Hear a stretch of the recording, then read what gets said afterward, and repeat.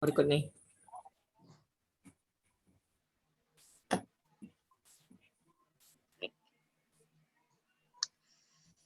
Assalamualaikum warahmatullahi wabarakatuh. Waalaikumsalam warahmatullahi wabarakatuh. Ya, Waalaikumsalam warahmatullahi wabarakatuh. Pertama-tama perkenalkan saya Salsabila Kamia Putri dengan NIM 1807608 dan teman saya. Silahkan memperkenalkan diri. Perkenalkan, nama saya Filippo Saya- Muzagi dengan NIM 1807604. Perkenalkan, nama saya Hanifa Wayuni dengan NIM 1807676. Baik. Untuk yang pertama saya akan menjelaskan bab 7 yaitu Understanding Software Requirement, yaitu memahami kebutuhan perangkat lunak. Next. Pada bab ini kita akan belajar itu memahami kebutuhan perangkat lunak. Ada 7 langkah. Yang pertama, meminta kebutuhan dan harapan stakeholder. Langkah kedua, analisis dan spesifikasi kebutuhan. Langkah ketiga, definisi tugas dan penjadwalan. Langkah keempat, identifikasi, estimasi, dan alokasi sumber daya. Langkah kelima, menetapkan paket kerja organisasi. Langkah keenam, perencanaan teknis. Langkah 7, perencanaan proyek. Next. Ya, untuk langkah pertama, kita meminta kebutuhan dan harapan stakeholder. Kebutuhan dan harapan stakeholder dikumpulkan, dianalisis, dan dipisahkan untuk menghasilkan spesifikasi persyaratan perangkat lunak. Berbagai stakeholder akan mengungkapkan kebutuhan mereka dengan menggunakan istilah atau ekspresi operasional atau proses bisnis yang berkaitan dengan bidang atau keahlian khusus mereka. Masing-masing stakeholder memberikan perspektif yang berbeda terkait dengan produk perangkat lunak yang diinginkan. Diperlukan untuk mengumpulkan, menganalisis, dan memprioritaskan kebutuhan stakeholder untuk mengembangkan spesifikasi kebutuhan perangkat lunak. Next. Ya, ini merupakan bagian dari langkah-langkah untuk memenuhi kebutuhan stakeholder. Penetapan spesifikasi perangkat lunak dan rencana proyek. Next. Prioritas kebutuhan stakeholder ada 4. Yang pertama adalah esensial, manajemen perusahaan pelanggan. Yang kedua sangat penting, yaitu manajemen proyek dan pengguna akhir atau user end user. Yang ketiga yaitu penting, implementasi, pengujian, dan evaluasi perangkat lunak. Dan yang terakhir itu adalah signifikan, yaitu proses pasca pengembangan. Next. Nah, langkah kedua yaitu analisis dan spesifikasi kebutuhan. Pendekatan umum untuk mendapatkan solusi perangkat lunak melibatkan 3 bidang minat. Yang pertama, penerjemahan kebutuhan dan harapan pemangku kepentingan atau stakeholder ke dalam arsitektur perangkat lunak. Yang kedua, spesifikasi kebutuhan perangkat lunak yang seimbang dan dapat dicapai. Dan yang terakhir, penggabungan solusi ke dalam paket kerja dan rencana serta jadwal teknis dan proyek. Next. Ya. Tantangan yang terkait dengan eksplorasi awal kebutuhan pemangku kepentingan ini adalah menyimbangkan dan menghilangkan konflik stakeholder. Yang kedua, mempertahankan ruang lingkup proyek. Yang ketiga, ketersediaan personel perangkat lunak yang berpengalaman. Next. Untuk langkah ketiga, saya alihkan kepada saudara Filippo. Pada Filippo dipersilakan.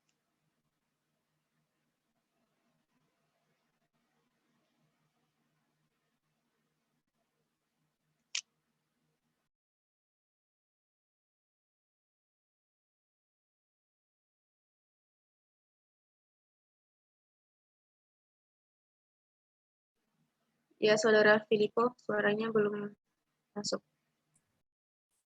Terima kasih, Salsa. Saya akan melanjutkan langkah ketiga, definisi tugas dan penjadwalan. Setiap persyaratan harus dievaluasi oleh SWIPT untuk menetapkan peran organisasi, tanggung jawab, dan definisi tugas. Praktik rekayasa perangkat lunak harus diterapkan untuk mendapatkan pemahaman yang lengkap tentang karakteristik fungsional dan kinerja persyaratan yang harus dipenuhi oleh produk perangkat lunak. Implementasi perangkat lunak dan organisasi pengujian harus memanfaatkan pemahaman ini untuk membingkai ulang ruang lingkup tugas mereka. Selanjutnya, langkah keempat, identifikasi, estimasi, dan alokasi sumber daya. Sumber daya yang diperlukan untuk melaksanakan setiap tugas harus diidentifikasi dalam hal tenaga kerja, fasilitas, peralatan, perlengkapan kantor, dan alat rekayasa perangkat lunak, otomatis komputer atau CAS. Sumber daya dapat mencakup item apapun yang berkontribusi pada biaya proyek termasuk biaya perjalanan, reproduksi, dan pelatihan keterampilan terkait perangkat lunak.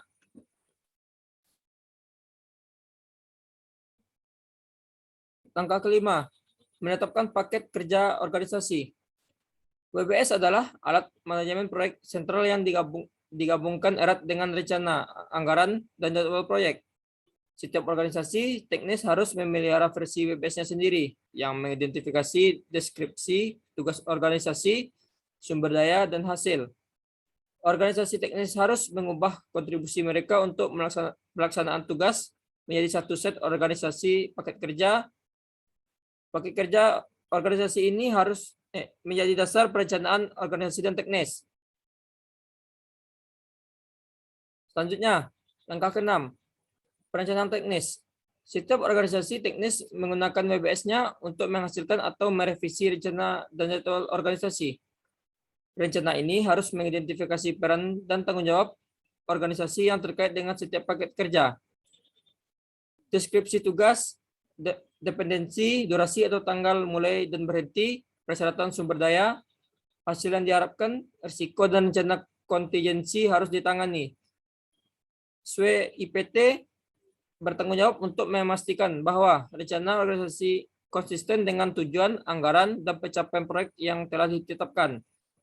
Rencana teknis terpadu ITP dan jadwal ITS harus ditetapkan dengan menggabungkan rencana organisasi, menghilangkan duplikasi upaya, dan menyiapkan definisi paket kerja terintegrasi. Selanjutnya, yang terakhir, langkah ke-7, perencanaan proyek. Tim manajemen proyek dengan dukungan dari pemimpin perangkat lunak harus menggunakan proyek teknis untuk menetapkan atau merevisi rencana dan jadwal proyek. Paket pekerjaan untuk aktivitas manajemen proyek seperti pengendalian proyek, pelacakan biaya, konfigurasi, dan manajemen data. Paket pekerjaan proyek terpadu ini digunakan untuk menetapkan IMP dan IMS, WBS tingkat proyek, dan anggaran. Selanjutnya, ini merupakan bagian dari aplikasi konseptual dan praktik rekayasa perangkat lunak. Sekian, saya kembalikan kepada Saudari Salsa.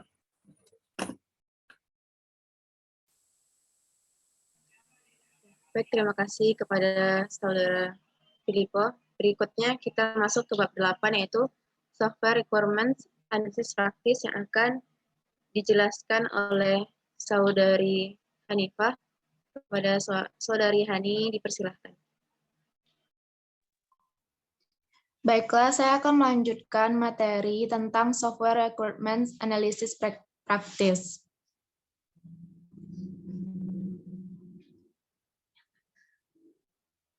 Topik praktik analisis persyaratan.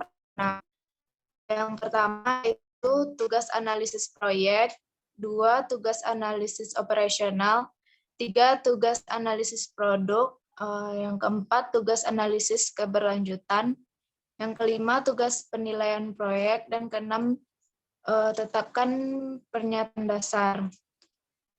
Next.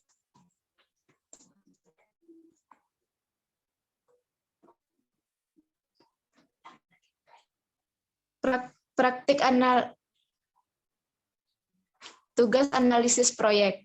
Tugas analisis proyek melibatkan pengumpulan informasi mengenai produk yang akan dikembangkan untuk menetapkan kriteria keberhasilan produk dan proyek. Spesifikasi persyaratan perangkat lunak harus dicapai dengan cara yang membuat ruang lingkup proyek mampu berhasil dieksekusi. Next.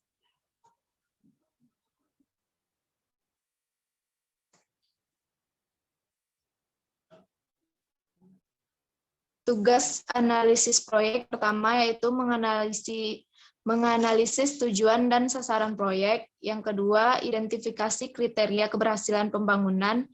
Yang ketiga, meminta kebutuhan dan harapan stakeholder. Yang keempat, memprioritaskan kebutuhan stakeholder. Next.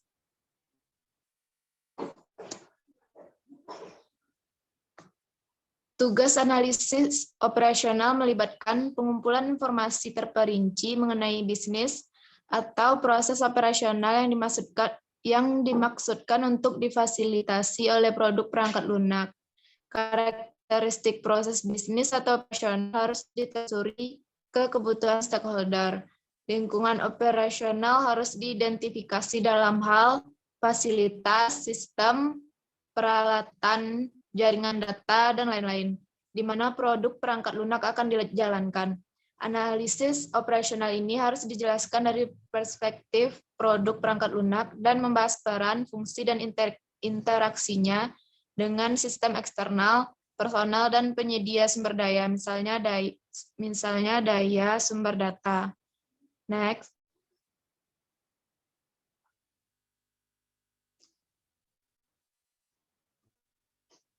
Tugas analisis operasional, mengidentifikasi konsep operasional, identifikasi antarmuka eksternal, identifikasi skenario operasional, dan identifikasi karakteristik lingkungan komputasi.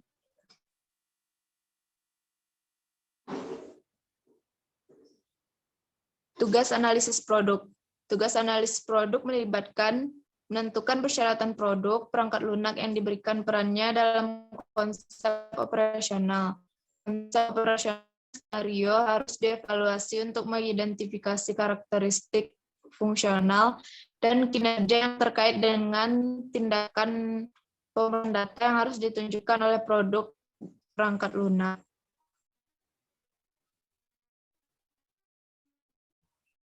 Next.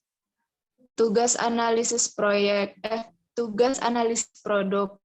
Yang pertama itu identifikasi ukuran kinerja, identifikasi transaksi penyimpanan data, identifikasi kebutuhan data, identifikasi kebutuhan persistensi data, mengidentifikasi model operasi, identifikasi perilaku fungsional, identifikasi kebutuhan pemanfaatan sumber daya, mengidentifikasi logika fungsional pemrosesan data.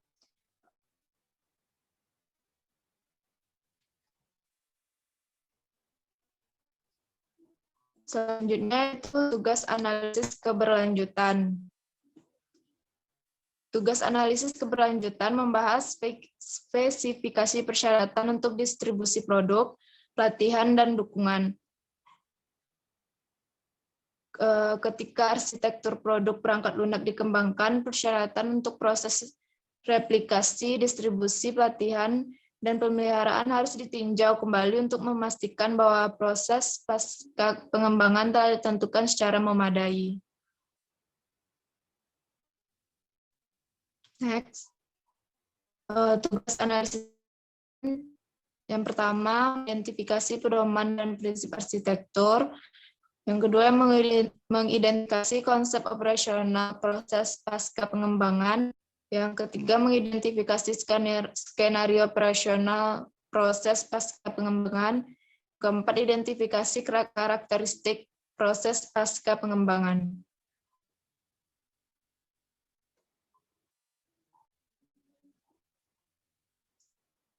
Selanjutnya, tugas penilaian proyek. Saya kembalikan kepada Salsa.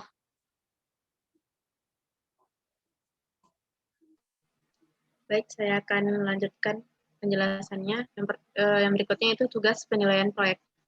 Tugas analisis keberlanjutan membahas analisis persyaratan perangkat lunak terhadap tujuan proyek, rencana, dan kendala sumber daya untuk memastikan bahwa persyaratan dapat dipenuhi. Risiko yang melekat dalam persyaratan harus dipertimbangkan untuk memberikan kemungkinan keberhasilan proyek yang dapat diterima. Next.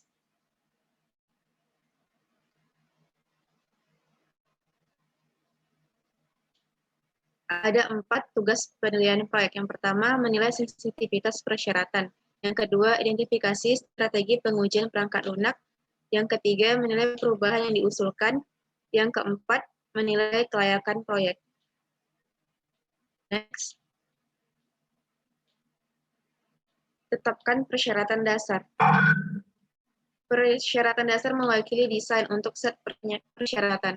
Persyaratan dasar tidak boleh ditetapkan sebelum solusi desain cukup matang dan lengkap, karena perubahan pada persyaratan dasar akan mempengaruhi proyeksi biaya proyek dan jadwal-jadwal. Inilah sebabnya mengapa perlu untuk mengeksplorasi solusi perangkat lunak melalui analisis fungsional dan sintesis desain aplikasi untuk memastikan bahwa persyaratan ditetapkan lengkap, konsisten, dapat dicapai, dan terjangkau. Baik, sekian penjelasan untuk bab 7 dan bab 8. Dikembalikan. Mohon maaf apabila ada kekurangan dari penyampaian kelompok kami. Lebih dan kurang mohon maaf. Kami pamit undur diri. Wassalamualaikum warahmatullahi wabarakatuh. Waalaikumsalam warahmatullahi Waalaikumsalam wabarakatuh. warahmatullahi wabarakatuh.